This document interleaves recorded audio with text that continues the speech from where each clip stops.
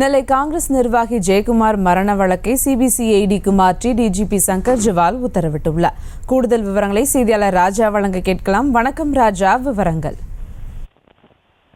கடந்த 4ஆம் தேதி நெல்லை கிழக்கு மாவட்ட காங்கிரஸ் தலைவர் ஜெயக்குமார் மர்மமான முறையில் இறந்த வழக்கில் இதுவரை துப்பு தொடங்க முடியாமல் இருந்து வரும் நிலையில் ஜெயக்குமார் வழக்கு சிபிசிஐடிக்கு மாற்றப்பட்டுள்ளதாக தகவல்கள் வந்த நிலையில் ஜெயக்குமார் மரணம் சிபிசிஐடி வழக்கு தொடர்பாக சிபிசிஐடிக்கு மாற்றம் செய்து டிஜிபி சங்கர் ஜிவால் உத்தரவினை பிறப்பித்திருக்கிறார்.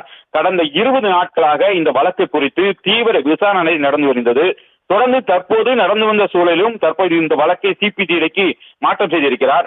ஜெயக்குமார் வழக்கை விசாரிக்க நெல்லை மாவட்ட காவல் கண்காணிப்பாளர் சிலம்பரசன் தலைமையில் ஏற்கனவே முதலில் 7 தனிப்படைகள் அமைத்தன. திருப்பி 10 தனிப்படைகள் அமைத்து சிறப்பு அமைக்கப்பட்டு பல கோணங்களில் விசாரணை நடைபெற்றிருந்தது.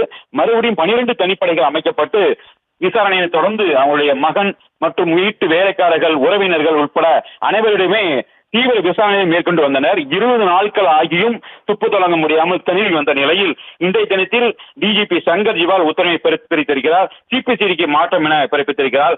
தொடர்ந்து இந்த விசாரணை இதுவரையும் இன்றைய தினத்து வரைக்கும் நடந்து கொண்ட நிலையில் தற்போது டிஜிபி சங்கர் ஜிவால் உத்தரவினை பிறப்பித்திருக்கிறார். சிபிசிஐடிக்கு மாற்றம் செய்து பிறப்பித்திருக்கிறார். சுபா, விவரங்களுக்கு நன்றி ராஜா.